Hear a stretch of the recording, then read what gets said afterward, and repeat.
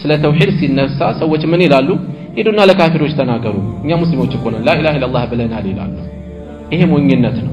ነብዩ ሰለላሁ ዐለይሂ ወሰለም ደጋግመው እኮ ሰሐቦቻቸውን ነው ሲያስጠነቅቁ የነበረው።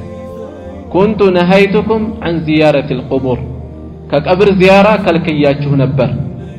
ለምን ከለከሉ?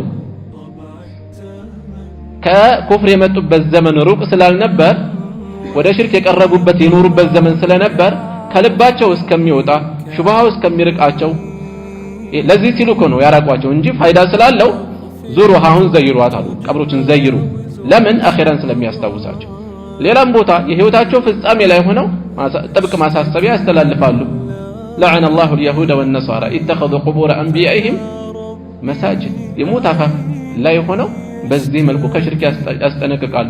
እዚሁ ኡማ ላይ ጣዖት አምልኮት ላይ የሚወድቅ ህዝብ ሳይኖር ቂያማ ይቆምም ብለው የተናገሩበት አለ። ኢብራሂም አለይሂ ሰላም ወጅኑብኒ ወበኒየ አን ነዕቡደ አልአስናም፣ እኔንም ልጆቼንም ጣዖታትን ከማምለክ ከመገዛት አርቀኝ ይላሉ። ጣዖታትን በእጃቸው ብጅታዎቻቸውን በምላሳቸው ያፈራረሱ ከመሆናቸው ጋር ስጋታቸው በዚህ መልኩ ጌታዬ ሆይ ጠብቀኝ እያሉ ዱዓ ያደርጋሉ። ኢብራሂም አተይሚ የተባሉ ሰለፍ ምን ይላሉ?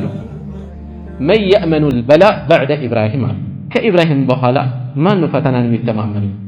በዚህ መልኩ አላህ መርጦ ልኳቸው ነቢይ አድርጓቸው ጣዖታትን ፈላልጠው ጥለው ብጅታዎቻቸውን አንኮታኩተው ከዚህ በኋላ ሰግተው ጌታዬ ሆይ አንተ ጠብቀኝ ብለው የተጨነቁት እሳቸው ከተጨነቁ ማን ነው የሚተማመነው?